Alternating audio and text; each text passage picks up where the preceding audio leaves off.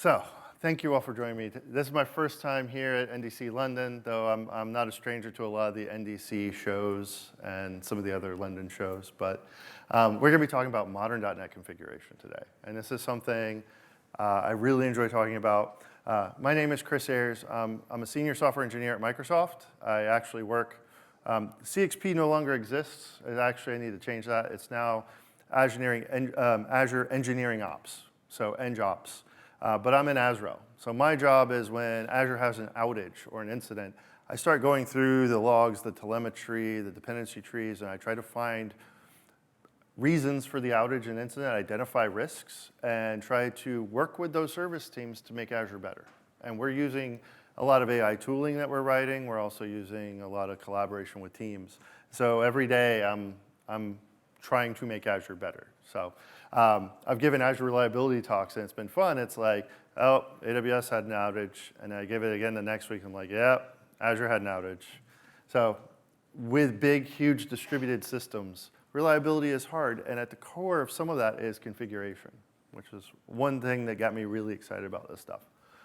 I'm on all the socials, but every single thing I do, like talks, demos, everything is out on GitHub.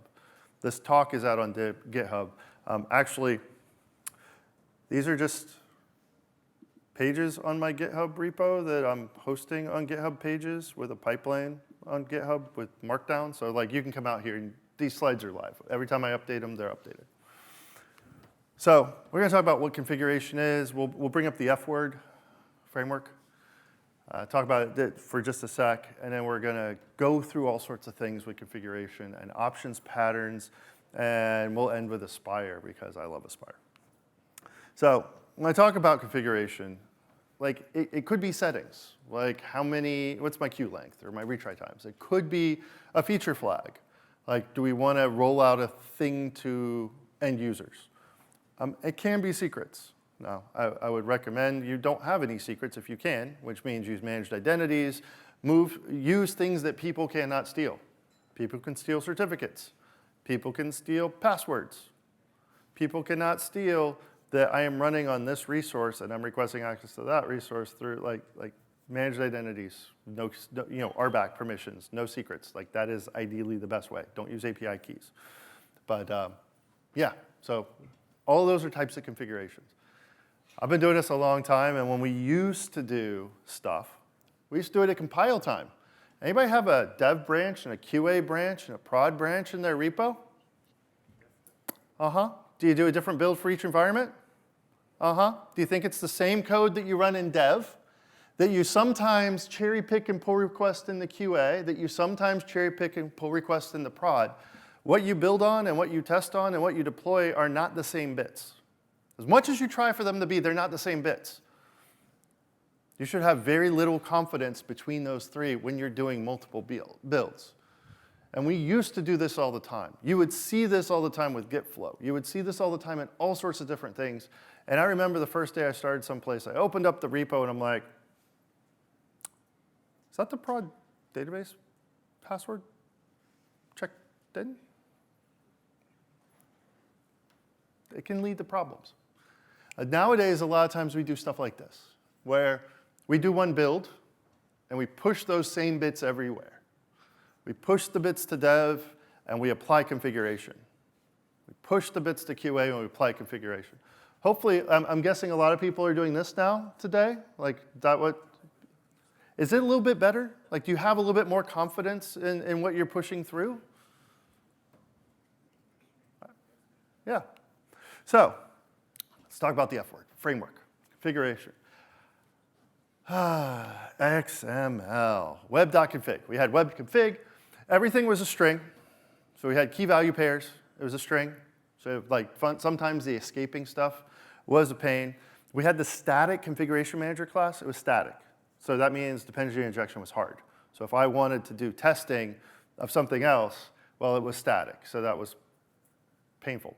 They had this extension that you could use called Slow Cheetah, where you could parameterize like files to different environments, but then you had to learn this XSDT, like XML dynamic typing system. It was really hard to unit test. So it looks like this. So we had this app settings with keys, and stuff. Everything's a string, numbers, integers, everything. And then, yeah, we had XDT transform, set attributes, XDT locator, match name. Like, this was our life, and we hated it. And then you could take this, and you could also encrypt sections. Don't get me started on that one. But yeah, and then you would take the string out, and you would parse it, or try parse it, if you were feeling, defensive. Not everyone was, because a lot of times you would start your app, you do a parse, and then your whole app would blow up because someone put the wrong value in the string. Nobody's had that problem. Nobody's had that problem in years. Like, this is ancient history, right? So let's look at modern configuration. What does stuff look like today? Well, it's completely revamped. I was a consultant for a while. I ran an Azure practice, and I used to help customers start to transition into .NET Core. At the time, 1 and 2 had some major breaking changes. When we got to 3, it got a lot better. 3 to 5 was a little rough, but since 5, it's been pretty smooth sailing through the ways. But the configuration system has just gotten better and better and better. So we have configuration sources. These are where the data comes from. So we got JSON files. We got environment settings. We got command line arguments. We've got whatever you want. And we're going to talk about some of these. Each of those sources are handled by a configuration provider. So we have multiple different types of providers. And the order you define the providers in is the order they are processed, which is important. Let's just do cool things with that. And then our configuration builder builds that configuration into a configuration objects. So what I love pointing out to people is it doesn't matter if it comes from a file or a flag or an environment variable. Once it's in configuration, it's in configuration. You can access it the same way, whether it's coming from like a secret place, like a key vault, or an app config, or it's coming from a file on your machine, or an environment variable from your Docker. Like, you shouldn't have to do special things to get config from special places. You should just be using the configuration system and let the rest handle itself. And I'm going to show you all sorts of examples and give you all sorts of code samples on how to do this. So as an example, let's say our JSON file says it's dev, and our DB is localhost. But then as we start building our config, maybe we're testing in QA, and I have an environment variable where I override my DB connection string. I don't have to define everything. I just define one thing. And maybe I want to set my log value. When I build out my config, it flattens it down to like the last one in wins. So whatever the last one is, that's the one that wins. It kind of overrides the others. So precedence and order is important. It makes life so much easier as we start diving into things. And we get all sorts of really cool stuff. And I'm going to give you more demos, and we'll build back up to this. But we can have complex objects. We can have them bound to classes. So we have strongly typed configuration things that we can validate, which we'll also be showing you with some demos. We get dependency injection. We handle the hierarchies. So one really interesting thing, and I'm going to show you some demos about it, is like as you have nesting, whether it's nesting in XML or JSON or INI or whatever it is, the tiers are separated by colons. Now, there are some substitutions when you're dealing with environment variables, because some environment variables on like Windows maybe don't like colons because they think they're floppy drives. So we'll talk about other ways to get around that. But let's say I do .NET New. Right out of the box, .NET New. I don't have any configuration system. I have to add it. I can pick and choose exactly what I want. Now, there is some samples on the .NET generic host. So if I'm using the app host stuff, like we can get into that, and it comes with loading user secrets, environment variables, command lines. Like, you get that out of the box when you start using the generic host. When you're doing ASP, you get all the same stuff. So anything running on like a host builder, even Aspire, you get all that configurations, like goodness. And I'll show you what those mean and how they operate. Like I said, there's a ton of file-based ones you get. There's a ton of other ones that are baked in, and then there's ones you can add. And I've got demos for all of these. And we're going to go a little fast at the beginning, and we'll get to the more complex topics as we get into it. But it's adding a package and an add JSON file. And it can be optional or required. You can have it reload on change. And that does not mean like, oh, my ASP website completely kicked itself and rebooted, and you lost all session and everything. No, like reload config. And it's just normal JSON file, or XML if you really miss that XML goodness. You know, but maybe you're even more old school. Maybe you really like Windows 3.1 and you want some of that INI awesomeness. There's a provider for that. So yeah, we can do all the same stuff. We can do environment variables. And like I said, when you start running into weird stuff with colons, double underscore is usually the one that's used because it just doesn't work everywhere. And you can just set it with underscores. And I'm going to show you guys demos of these. There are some built-in environment variables as well. Have you ever used, anyone use Azure? Maybe, perhaps. You ever use an app host, or app service, I mean, a web app service? Gone into configuration, you looked at it. You ever see ASP underscore in that list of configurations that you didn't add? Yeah, like ASP will automatically pick up on those environment variables and do some configuration. So can .NET. But you can define your own prefixes if you want. So you can even isolate yourself even more, or subcomponents. Like, this is a toolbox, and you can do a lot of things with it. We can do environments. We can do all sorts of stuff. So let me, yeah, like these are all just ones. Let's get to the demos. All right.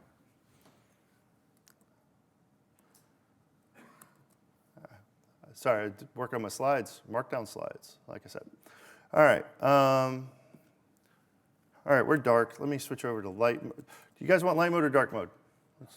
Light mode? Is that what I heard? All right. We'll just switch over to light mode. I thought I was already on light mode, but whatever. All right, light mode. So, how you do .NET new? That's what I get. If I want to change my message, I have to come in and edit my code. So we're going to start adding configuration. Maybe I want to do the host builder or application builder. And using this, I've got an app setting, and I can put values in it, and this is automatically going to load that app settings file.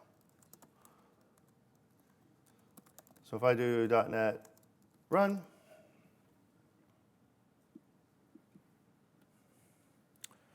notice it's spitting out all sorts of things from this host lifetime. So it did hello world and hello dev.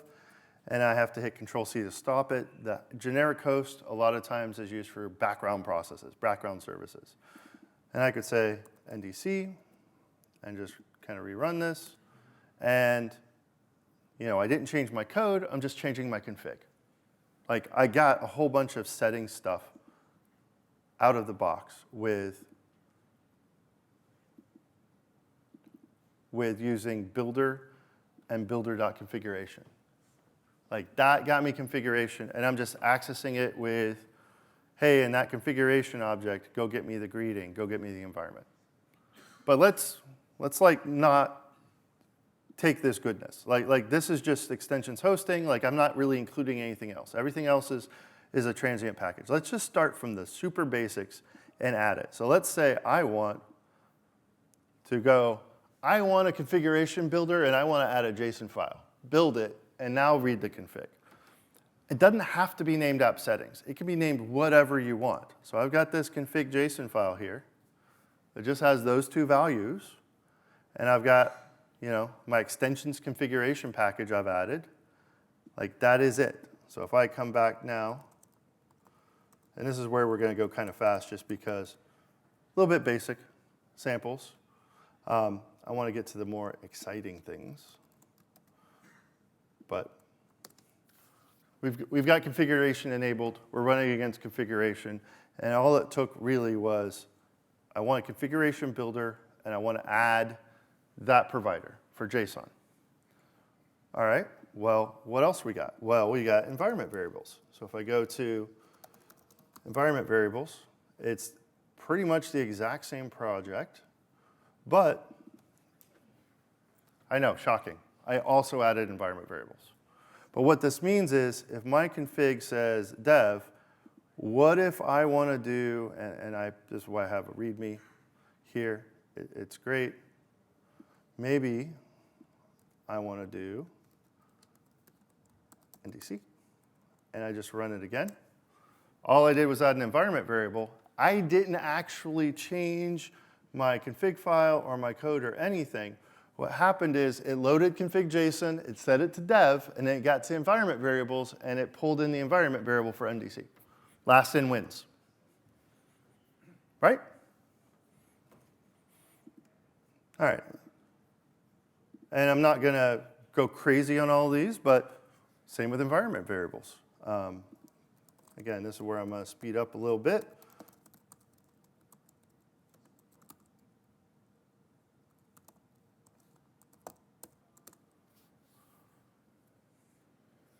So I can do environment NDC. Oh, I probably need to unset my environment variable because that's going to carry over as well. So if I just do .NET run, it'll say dev. Yeah, see, it's pulling the blank environment variable. So, but I'll set the environment back to NDC. I got to unset that stupid thing.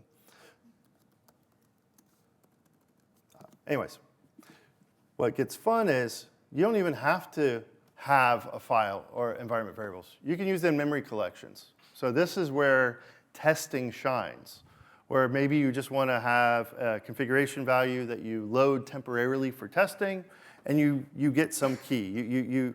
You literally just start accessing it and doing greetings, and you can just easily access it just like everything else. Key value pairs go in there. Who uses user secrets today? Who knows about user secrets? So not a ton of hands, some hands. So user secrets is, yeah, I want to add user secrets.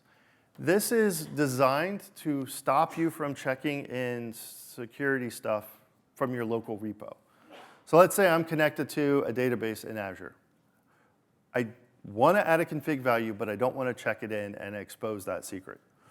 What user secrets do is when you do user secrets init, so if I go into here,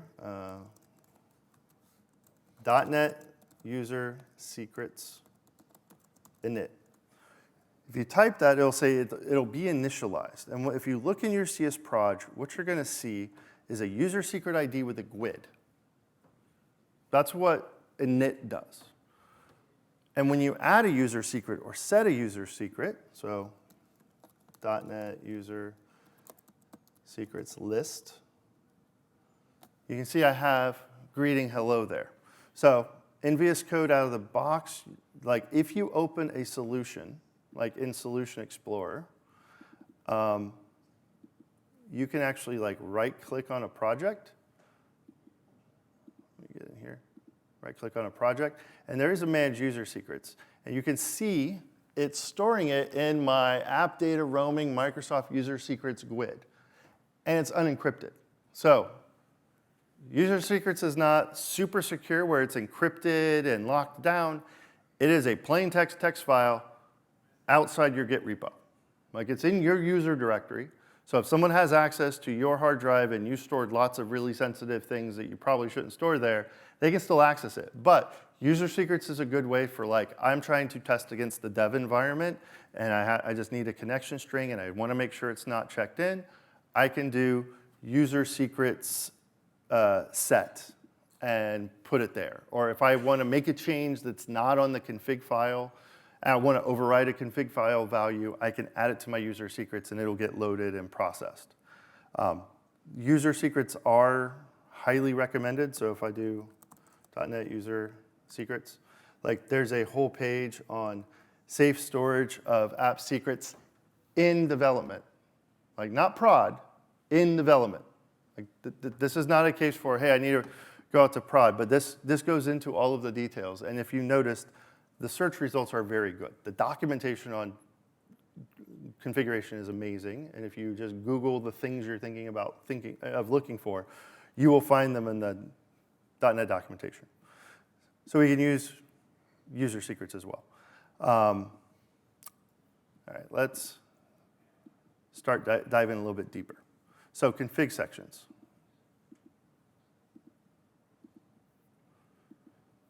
You know, we've just got our normal config, but if you notice, I've got greeting color and greeting message now in my markout line. I am using a really nice tool that does ASCII art on the command line. So .NET run. And it says hello world in red.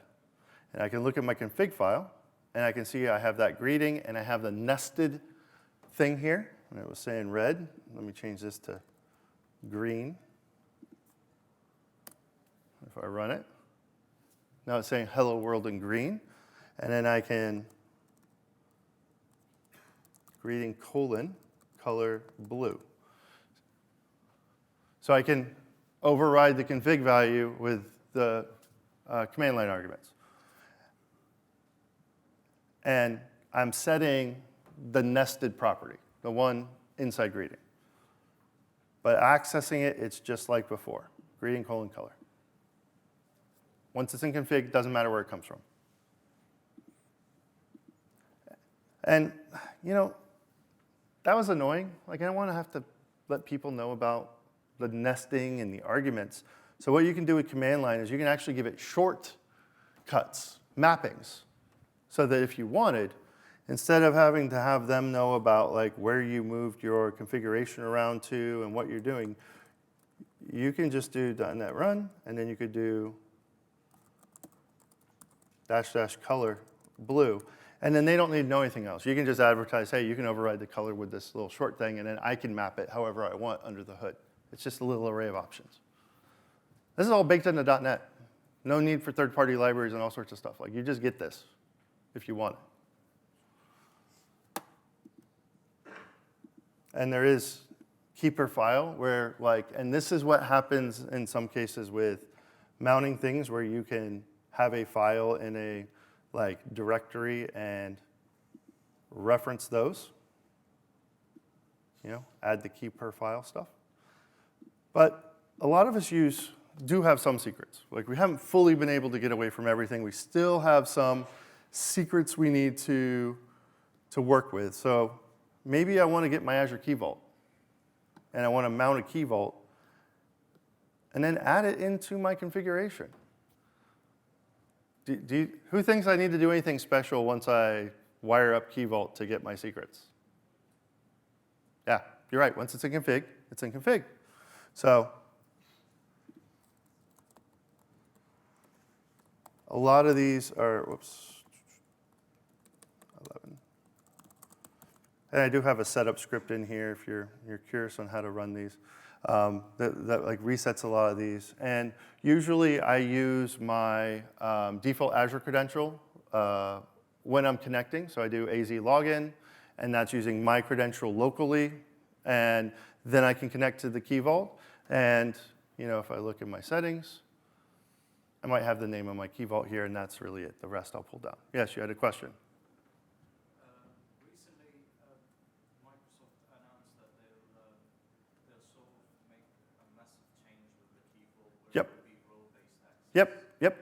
That exists already. And if you look in my setup script, I actually create a resource group every time, create a Key Vault, and then I actually pull my identity, AZ user signed in person, and then I do AZ Key Vault, create role assignment. So I've already moved to the RBAC method in all of my scripts. And I've also wired up a login, a Linux workspace with App Insights so that you could actually see the telemetry in the demos. But again, no secrets is ideally the way. No, like if it's using my identity, it's using the right role base.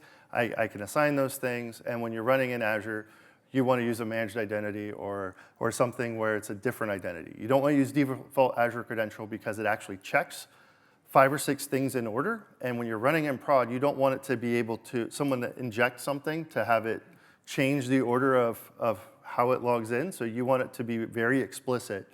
I'm using a managed identity, here's my client ID. Like, that's what you want to do in prod. But when I'm accessing stuff, it doesn't matter. Like once I've got it wired up and I've plugged Key Vault in the configuration system, it's just configuration. So Key Vault's fun. What about, let's look at configuration precedents real quick. Let me do this. So lots and lots of secrets here, or environment variables. But you'll notice I have some keys from app settings, overridden by launch settings, command line or environment. You can see the providers that are being loaded. This all comes from the configuration system if you're curious. Like you can actually kind of query and ask it where it's getting these things. So, so let's take a look at this one. So I'm just dumping the individual secrets, but config sources. So config sources will tell you where the configuration is coming from. And I just reversed it, so we did it in reverse precedence. Also, there's this thing called get debug view. So get debug view will tell you everything in the system and where it came from. So if you look at that first one, that comes from my environment variable config provider. So if you like get some weird behavior and I'm like, why is this working or that working? Like you can kind of scroll through and try to find like where it should be coming from and why a value got overridden when it shouldn't have been overridden. So you've got some things here that you can use to troubleshoot your config. And what about dependency injection? So let's say you're using ASP or you're using the host builder. Once you have wired up your config, like I could do it in my config builder. Once you've wired up your config, I need to get that iConfiguration. Like I can ask the system, give me a configuration object so I can dependency inject it into whatever. So I can couple my software with a naked iConfiguration option, but there's a lot better choices. And you can see I can give it to me as an int, give it to me as a bool. I can have strongly typed interactions with the configuration. And then, yeah. Let's go into 13. So you shouldn't be having to like go get all of these things. Like as you start isolating and breaking apart your software, you can have it injected properly. Just, you know, I need a config. Give me the config. Give me an iConfiguration. And maybe you have really complex, so I got 2 or 3 more, and then we're going to go back to slides. Maybe you got some really complex settings. Like anybody maybe have something where they would have arrays of things in configuration. Maybe key value pairings inside of an array. Like that's not simple key value strings anymore. Now we're doing something more interesting. Well, you can reference an object and then say, give me the 0th one. So you can do array indexing into those particular items. It works perfectly valid. Like it works fine. It's not my preference. .ner. There you go. So what I like to do is make them strongly typed. And this is what we're going to be focusing on a little bit more. And so instead of just accessing individual elements in an array, I could say, give me an app settings, which is a class I've defined down here at the bottom. It's a string, array of strings and a dictionary of strings. But I can say, give me one of these from config. And we're going to get into binding and object binding. But now I have an array. I have an array of things I can work with. I have more strongly typed stuff, and it handled it for me. So, and we can get really complex. Maybe we have really complex objects with different classes and types and nestings. All of these things are very possible.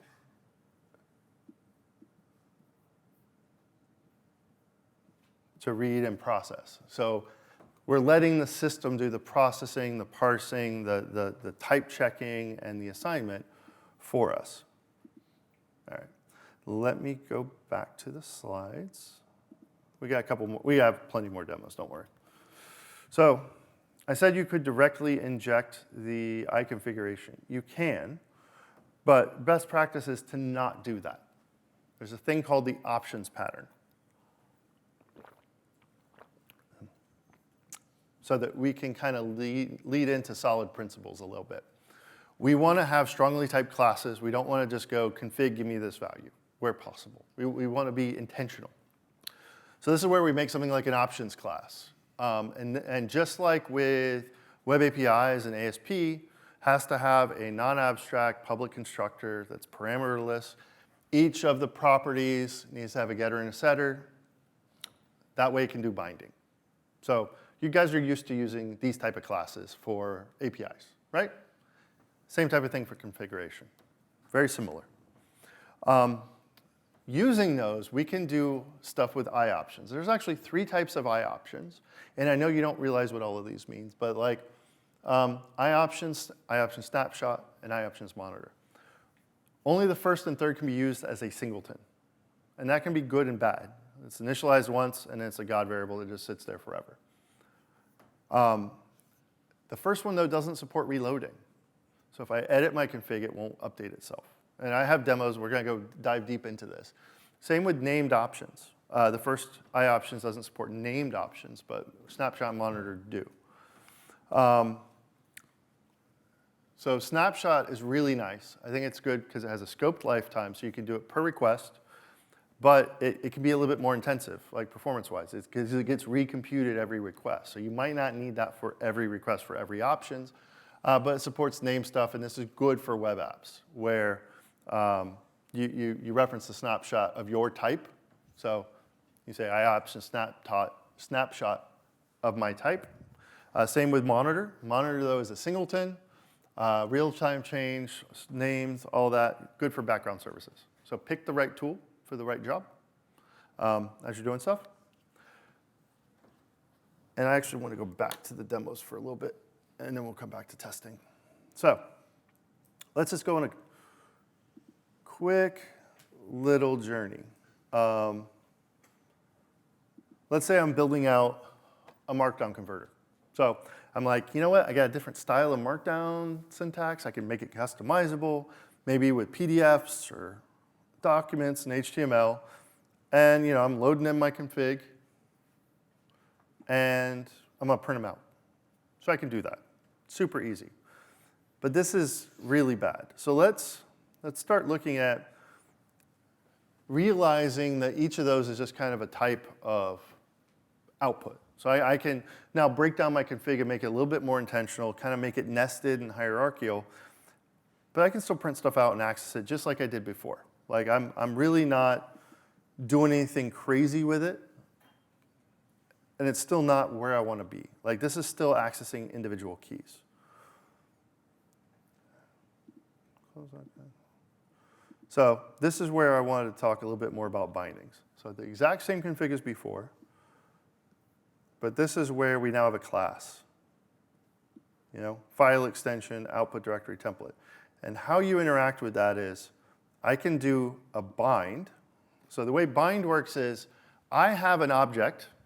So I have my object, my new output style class, PDF options. I have my object. Bind will take the object you give it and map all of the settings that map into that object. So it like sets each of the properties. So bind is, I have an object, go set the properties for me. Get, you see, get, I didn't give it an object, but it's giving me one back. So it's going to make a new object and return that to me with all of the properties set.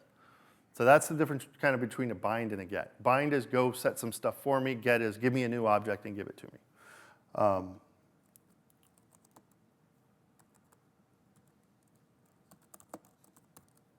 Yeah, and pretty much all of these are just kind of spitting out the values.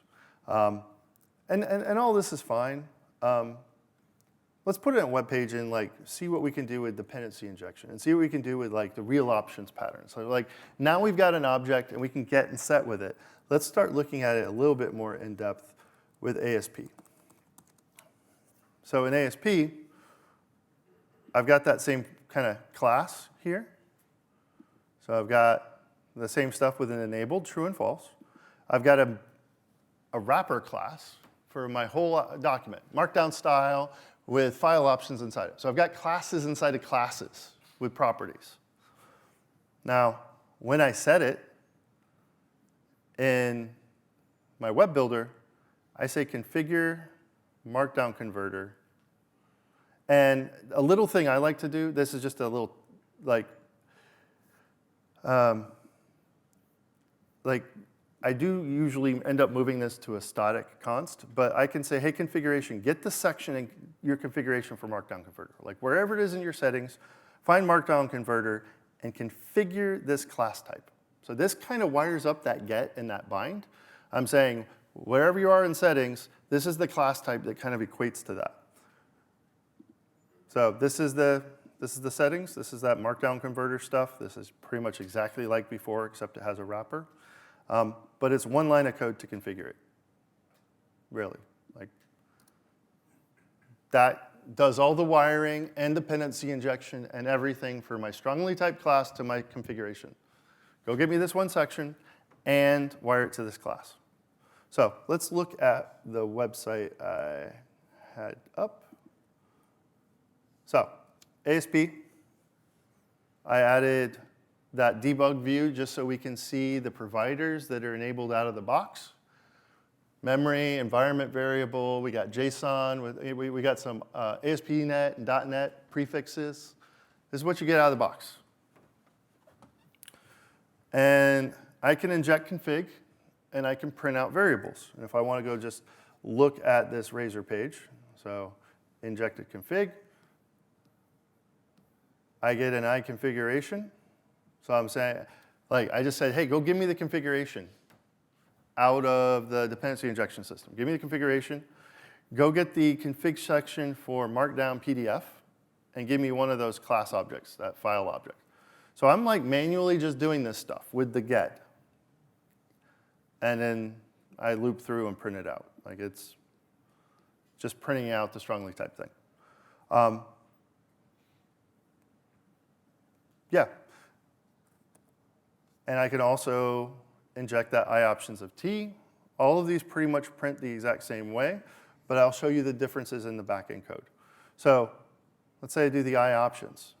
So here, if you'll notice, I'm storing a reference to the class itself. In that injected config before, I was storing a reference to like my list of options or maybe my I configuration. So here, I'm actually just storing the class, and I say, give me an I options of markdown. Like, just give me one of the class. You wire it up, you dependency inject, you track it, you give me a class, inject it into my stuff, and I want to store a reference to the value of it. So I've got strongly typing, and I've got all of that stuff. And then I can just print it out. Markdown, or monitor, almost the same thing. I say I options monitor with my class type, but here I say current value. And then snapshot is, again, I got my class, I do an I option snapshot, but again, I'm back to value. So why do those different things mean? Well, let's change something. So remember we said some things load, some things reload, some things are static. Well, I just realized doc was turned off. So let me turn that on. All right, so on our monitor, if I refresh, doc just turned to true down below. It was false, I hit refresh, it turned to true. Well, let's go check the injected configuration. Yeah, doc is true. What about on our I options? Doc is still false. And the reason doc is still false is I options does not support reloading. So these have different purposes in them. So if I go back to snapshot, it is true, it did support the reload. And our service, wait, I injected the service, but it's saying false. And if I go look at its code real quick, I had the page here for an injected service. So I'm injecting an export service, And the export service, I said, give me a markdown. So if we look at our program, I added a transient export service. So it should have recalculated on every request. I should have had the latest settings. Must have screwed something up. And yeah, that just returns it. So the problem here is I have a transient service that depends on a static thing that got injected. Anyone had this problem before where you have the different lifetimes at different scopes and you didn't catch it and you had weird behavior? Very easy to do. Very easy to do. So, if I need to fix this in the future, I would need to switch to something like maybe a monitor class and then change my registration, and it should be fine.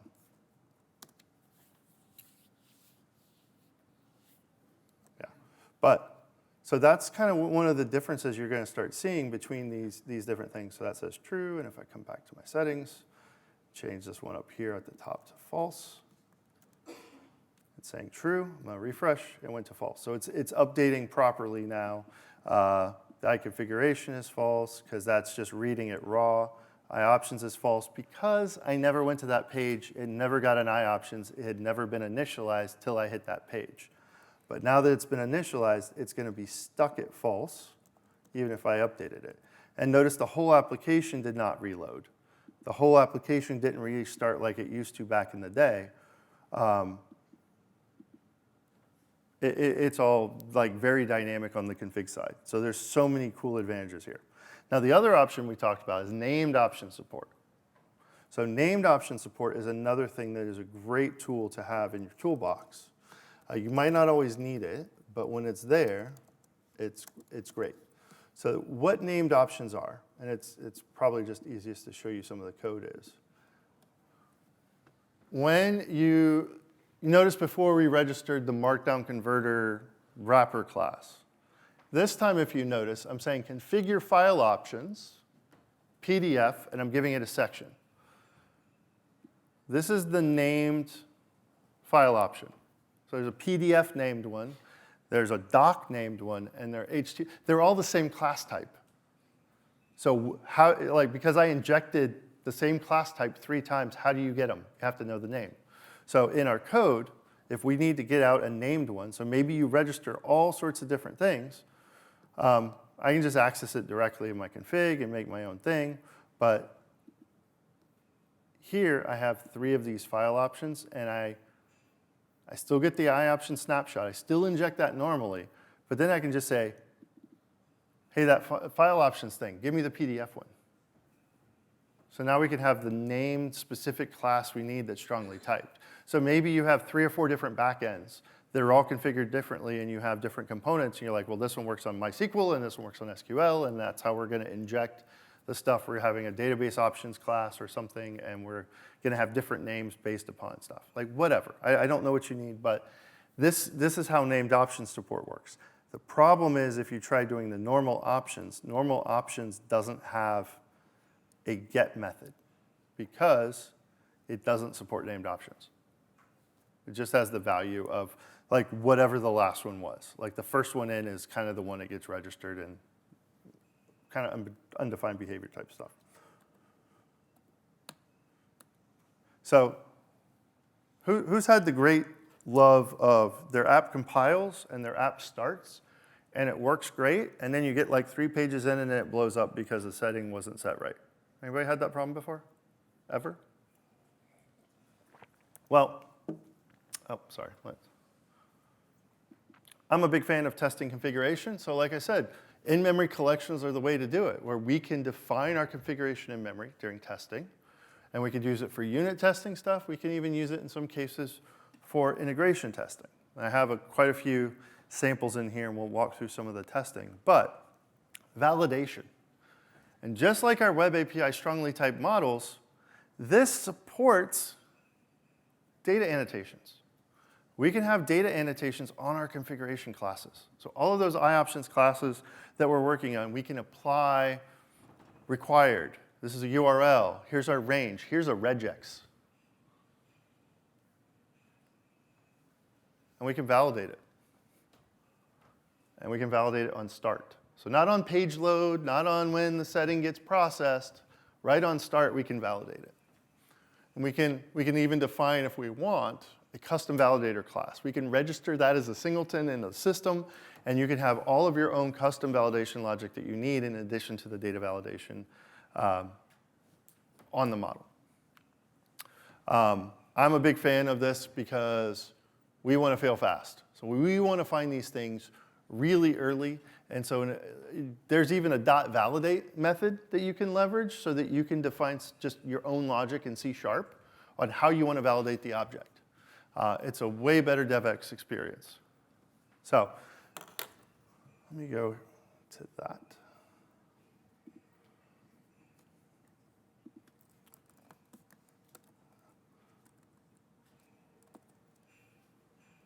And I'll come back to Azure App Config.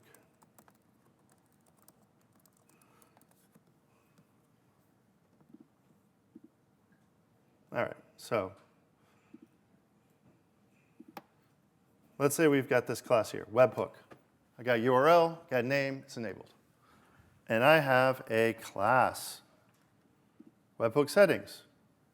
So one thing I've started doing a lot is putting the configuration section name as a const in the class itself. That way, there's no magic strings floating around inside my program CS. I could just reference, like, this class goes to this section there, tied, it's in the class, it's checked in, it's pure. You know, no typos, like, it's fun. But required URL, here's a regex. Needs to be pretty much 20 characters in length. I need retry times to be between 0 and 3. So I can go out and see, here's my class. Though I really don't want retry times to be 0. I think it should be at least 1. So let me change this to 1 for data validation. And let's go ahead and restart. Whoops. What happened? Oh, our data validation failed for our configuration. Retry times must be between 1 and 3. I can't even start it with a bad config. So we can, again, in a couple lines of code, I can bind my configuration using that const name I had in my class. And I can say validate my data annotations. And I can say, I've got some options here, but I can say validate on start. So just like that, I've got data validations kind of working. This is if I want to do extra things. Like I can see webhook length shouldn't be below 20. Like this is just code I wrote right in my validation method and my configuration binding. Which means if I did that, that would probably be less than 20. And then maybe I need to do retry times because I had forgotten to add that before. So let's try running it again. Okay, so we're running, and I can take a look. Boop. And refresh that. Yep, retry times is 2. So I think I probably have the wrong logic on that one, but not a problem. Yeah, if less than 20, return false, return true. I must have screwed something up on that one, but not a problem. And then I need it to start with HTTPS. So we can play around with that. So this is a great way to just get some validation in place. All right, that one works. So this is validation URL must start with HTTPS. And is too short. So had 2 errors there. Probably just had something screwed up. So yeah, you can pretty much do whatever you want with validation. Another fun thing that you can do is, let's say you just always want to lock it down and just fix something. So maybe you want to do, like you can fix it. You could actually make a correction. So post configure. So after it makes it through validation, after it makes it through configuration, you can make a change to the code or the settings before it gets returned. So let's say if it's below 0, we're going to turn it into a 1. Like it might not even let me here, but we'll try. And we'll try to restart it. I always find it's great to play with these things and learn them. Yeah, this is going to fail in the data validation because that's how things work. URL, there we go, events. But I love this stuff because this lets you validate your config in your pipeline. This lets you validate your config all over the place. So I've got my retry times as -1. And if I come up here and look and refresh, it's actually set to +1 because I overrode it post-configuration. So I can like fix things that people make mistakes on if I want to, due to this post-configure method. And you can add your own classes. Like if you have a singleton class you want to embed and you want logic here, you can do that. And then you can just wire it up with an iOptions service validator, like iValidate options, webhook settings. So all those things exist. Now I got 9 minutes. Yep. I did skip over one. So let me just go back to that real quick. Azure App Config is something I enjoy a lot. Has anyone used Azure App Config? Okay, just a small. Anyone use feature flags like Launch Darkly or Optimizely or what all those? .NET has built-in support for feature flags, like just in the code. Like you can use the JSON files, you can use whatever. But Azure App Config takes it to another level, which it's not as dedicated to all the feature settings, but I'm going to just come here and you can see I'm adding Azure App Config. I'm saying use feature flags and also refresh them, and also configure a refresh with this thing called Sentinel. So it's looking at test app settings Sentinel, and if I look at my app settings, I don't have test app anywhere in here. And I don't have an endpoint. I've actually overridden that with the user secrets. And if I go up to, is it my shared view? I think it's in my shared view.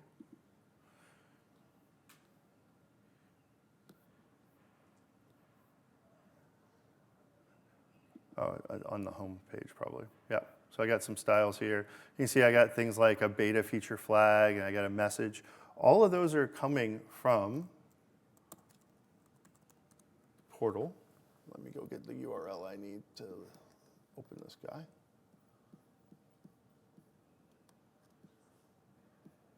A little bit more. So my feature flag is enabled right now, and if I go look at this is app config.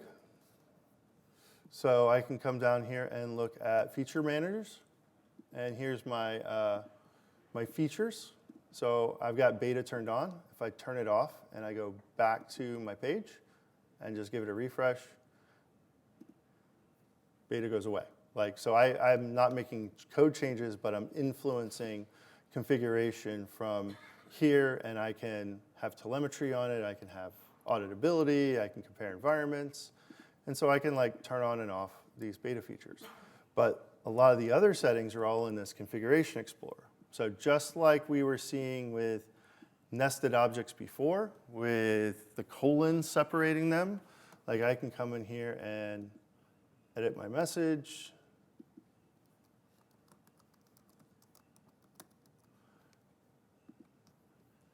And hit refresh a few times. But unfortunately, I didn't update my Sentinel.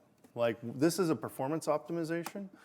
If you have dozens and dozens and dozens of keys, you don't want this thing polling, some sort of factorial of all of the settings multiple times. So I had it point at this Sentinel setting, and this value just needs to change. Doesn't need to go up, doesn't need to go down. It can be any value you want. But when you change your Sentinel, what will happen is all of the other settings will get updated. So you can do all sorts of settings, and you flip the Sentinel, and then it'll next 5 seconds or so, it'll get the next update. And again, in the code, this is just config. Like this view data feature flag enabled on the back end, this is all just coming from my feature manager, like, is it enabled? Like, this is all wired in through our configuration system. Like, I get my settings, bind to it, and they get updated, every time.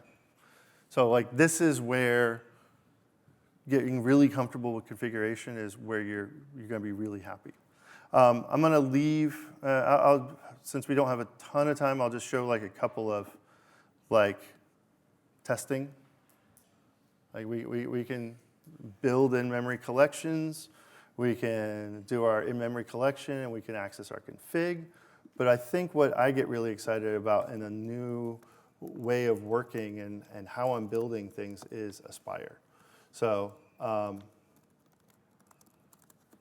if you don't know what Aspire is, it is a developer inner loop. Like, it's helping you build cloud-native applications, and it's trying to get you away from working with YAML and all those other things. So there's an app host, and in fact, the latest versions of Aspire, not .NET Aspire, just Aspire, work with Python and Node and everything else.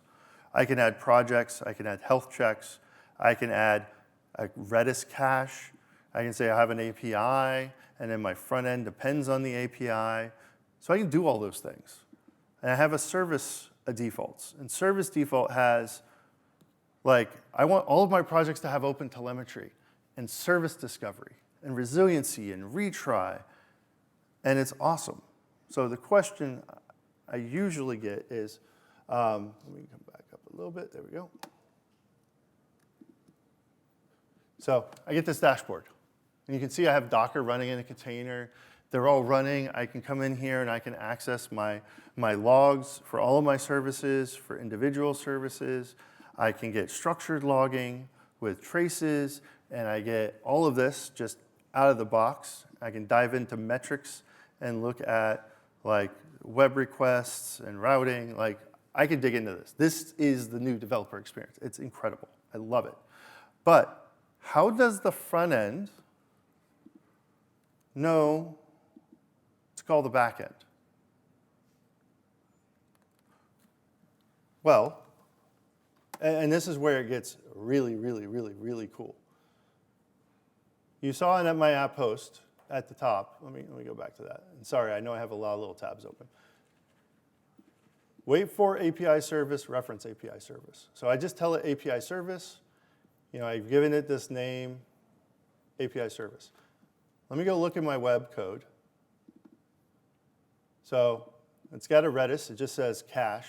I don't know what IP it's running on. I didn't start 3 little windows and spin up a Docker thing and copy and paste IPs. Like, unless I was really fast, I'm not. So I didn't do any of that because I hate that. Like, do you hate that? Do you guys do that? Like, start a terminal, start a back end, start front end, copy IPs, copy ports?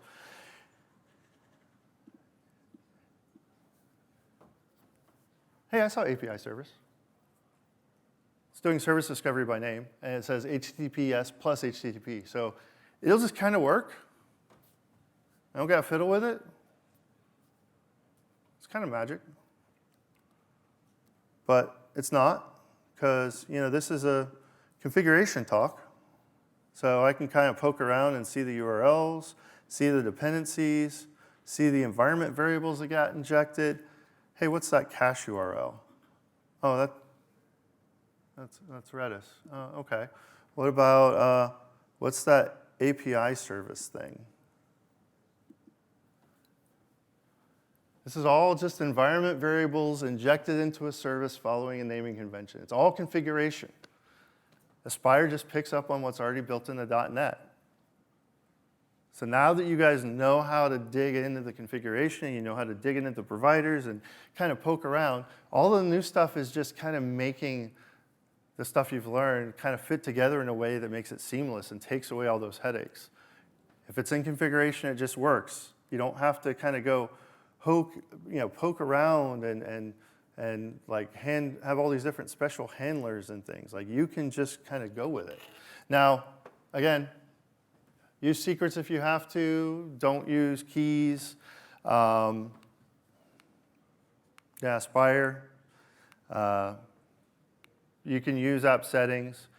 We are at time, so I'm sorry about that. I was trying to get to the more interesting stuff later, but there's a lot of great talks on Aspire as well, and Aspire you definitely should check out. Please go look at if you hit my website, chrisayers.com, you'll find all my Git repos. If you just go to my GitHub, you're going to see a big list of all my talks, and .NET Configuration in Depth is there. That is this talk. You can access the slides from there. You can get all of the demos. You can run them all yourselves. There's also setup scripts, so you can, if you have an Azure subscription, you can deploy out resources and play around with Key Vault and app config. It even sets the key values to the defaults you expect, because I like to reset things very quickly. If you guys have questions, I'll be around here, and then in a little bit, I'll be down at the Microsoft booth. But I want to thank everybody for coming. This has been awesome, and thank you for having me.